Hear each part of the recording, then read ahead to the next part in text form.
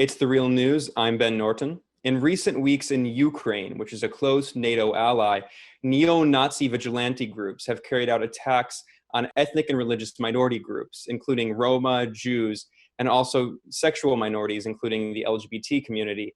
At the same time, while this is happening, the US is actually welcoming fascist leaders from the Ukrainian government here in Washington, D.C. The head of the Ukrainian parliament, known as the Rada, is himself a neo-Nazi who founded two neo-Nazi parties. He's named Andrei Parubiy, and he was invited to speak at an event at the Senate, which was hosted by the American Foreign Policy Society. Parubiy previously founded two neo-Nazi organizations, the Social National Party and also the Patriot of Ukraine, which are linked to violence against ethnic minority groups like the Roma, who have recently been attacked and their villages have been burnt down by neo-Nazi vigilantes in Ukraine. I'm joined today by the journalist Max Blumenthal, who attended this event at the Senate and asked why a Nazi was invited to speak in the US Senate.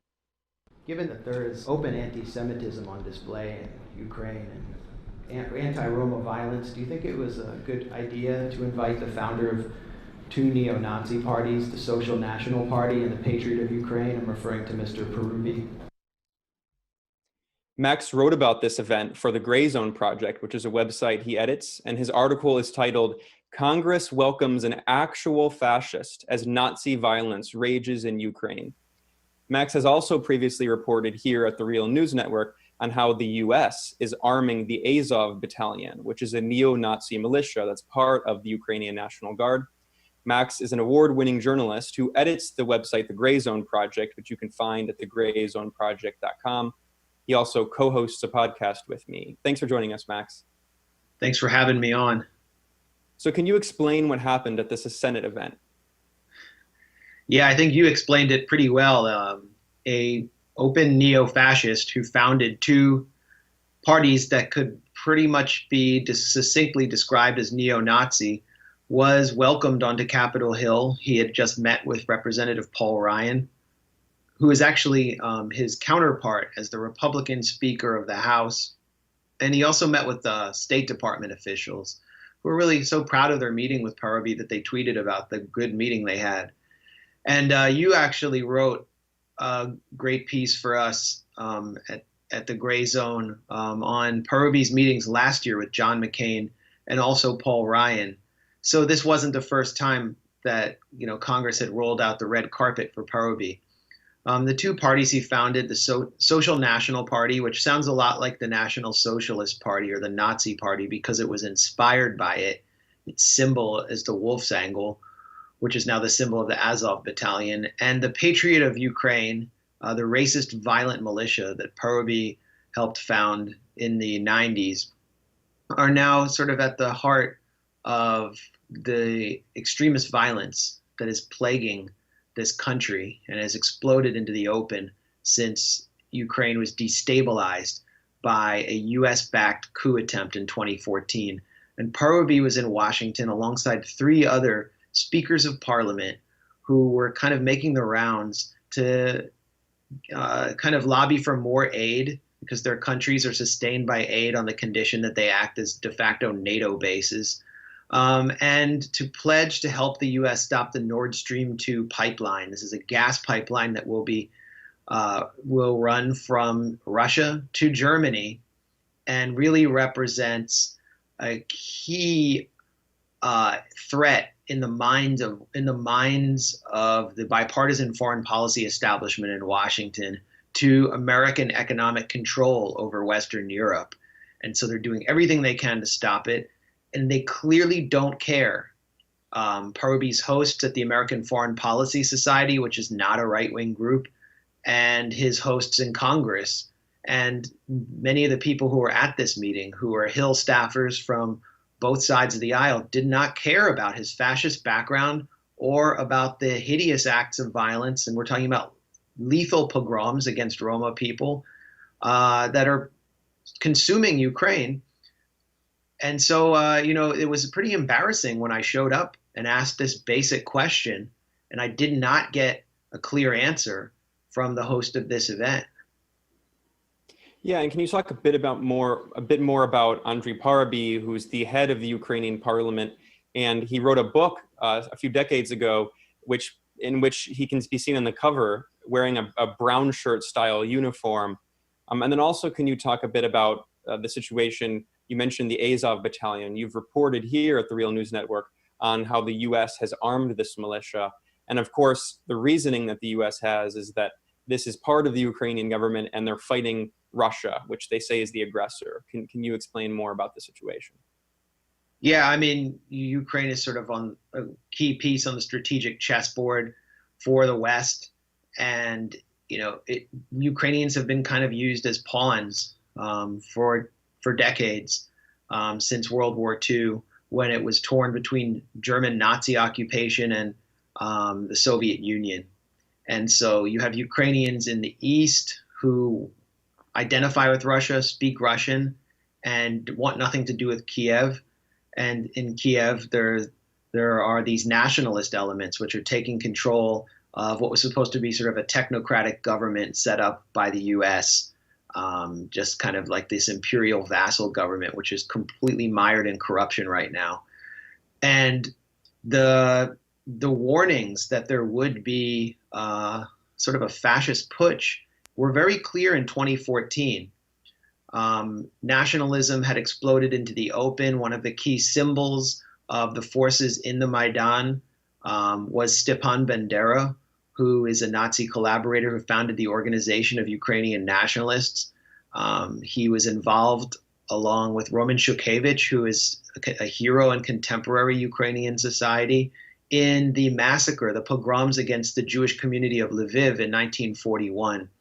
And Parubiy has been really at the heart of trying to resurrect Banderism, this sort of nostalgia for Nazi-occupied Ukraine, which is, anti-Russian, vigorously anti-Russian. So it supports American strategic interests at this point. You mentioned Parubiy's book, View from the Right. He wrote this book, I think, in 1998 or 9, and you can see him on the cover of the book in a literal brown shirt, like in a Nazi SA uniform, with a pistol on his waist in a holster. And in the book, he blames, the long-haired hippies and various immigrant Untermenschen for, he didn't use the term Untermenschen, but he blames them for destroying Western civilization. The party he co-founded, the Social National Party, in 1995, pledged to save the white race again and preserve the white race against the degradation of humanity. I mean, this is an explicitly white nationalist party. In the early 2000s, Parubiy was the chairman of the committee to build a monument to Stepan Bandera in the city of Lviv, where the Jewish population was wiped out by his forces. And since 2014, the forces that Parubiy oversaw in the Maidan, the right sector forces, who are these black masked ultra-nationalists, many of whom were avowed neo-Nazis, have been militarized and incorporated into the National Guard under the watch of the interior minister, who is in Parubiy's current party, the People's Front Party. And the interior minister's name is Arsen Avakov. But the militarized version of the parties that he helped found is called the Azov Battalion. And they are kind of like the shock troops of the Ukrainian military in the east around the Donbass region in the fight against pro-Russian separatists. As I reported earlier this year, they've been armed by the U.S. and they have an ideology which is explicitly white nationalist, along with a membership core that consists substantially of avowed neo-Nazis who wear the same Nazi symbols that we saw in the streets of Charlottesville when white nationalists marched through there. Their ideology centers around the concept of the Reconquista, the reconquest of Europe on behalf of the white races, led by the traditional white nations, with Ukraine at the center. The chief ideologue now is named Andrei Beletsky, and he hates the current government in Kiev, led by Petro Poroshenko, this corrupt technocrat. And he has sought to start the reconquest by leading the Azov Battalion's forces from eastern Ukraine into Kiev. That actually happened this year with this terrifying show of force by a so-called National Corps or National Militia of Azov members, hardcore jackbooted thugs who deployed to Kiev to supposedly restore order. And this has complemented a wave of violence across the country by other neo-Nazi forces against Roma, against LGBT people, against left-wing dissidents, communists, and Jews. Amnesty International issued a report this year warning that no one is safe in Ukraine as long as these extremist forces are on the march. And one of the bands of Nazi thugs who are killing and attacking Roma people at their encampments is called C14. The 14 is for the 14 words, which is the mantra of international neo-Nazism. And they are state funded. And it's not us reporting that. It was Radio Free Europe, which, the U.S. Arm of the U.S. government's media operation, which reported that the C14 neo-Nazi militias killing Roma in Ukraine are funded by the state, which means that our aid money is going to neo-Nazis while Parubi is being hosted in Washington. It seems to me like an international scandal that should shock everyone. But unfortunately, I was alone in issuing this one critical question upon Parubi's visit. Yeah, and Max, in the video you published at the Gray Zone Project, you also can be seen questioning Michael Carpenter, who is a former Obama administration official who was the director for Russia on the National Security Council. And Michael Carpenter, in response to you, he implied that this is all just Russian propaganda. Here, we'll play a clip.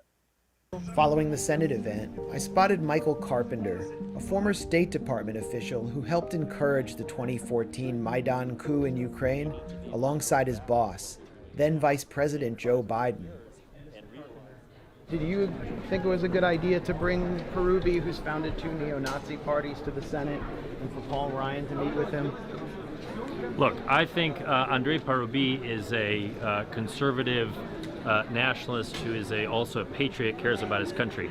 I don't think he has any neo-Nazi inclinations nor background. I mean, a lot has been made of this. Frankly, I think it's mostly Russian propaganda. So, Max, can you briefly respond to this allegation that this is all just Russian propaganda?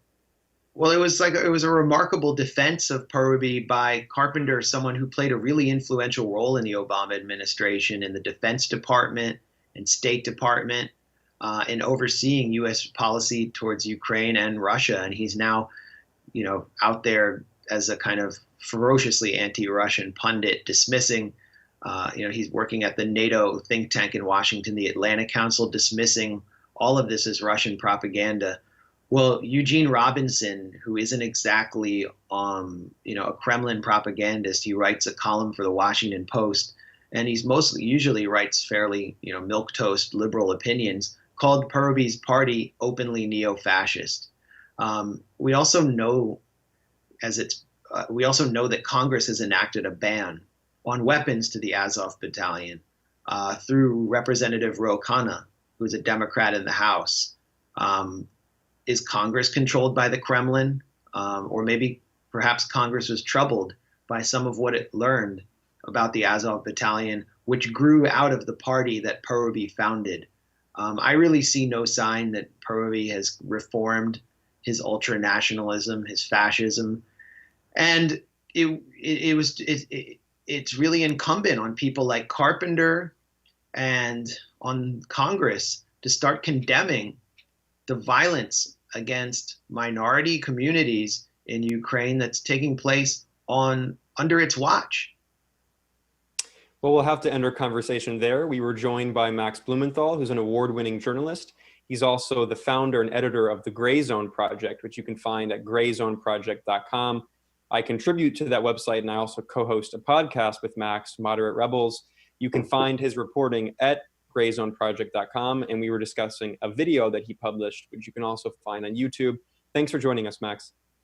Thanks for having me. For The Real News, I'm Ben Norton.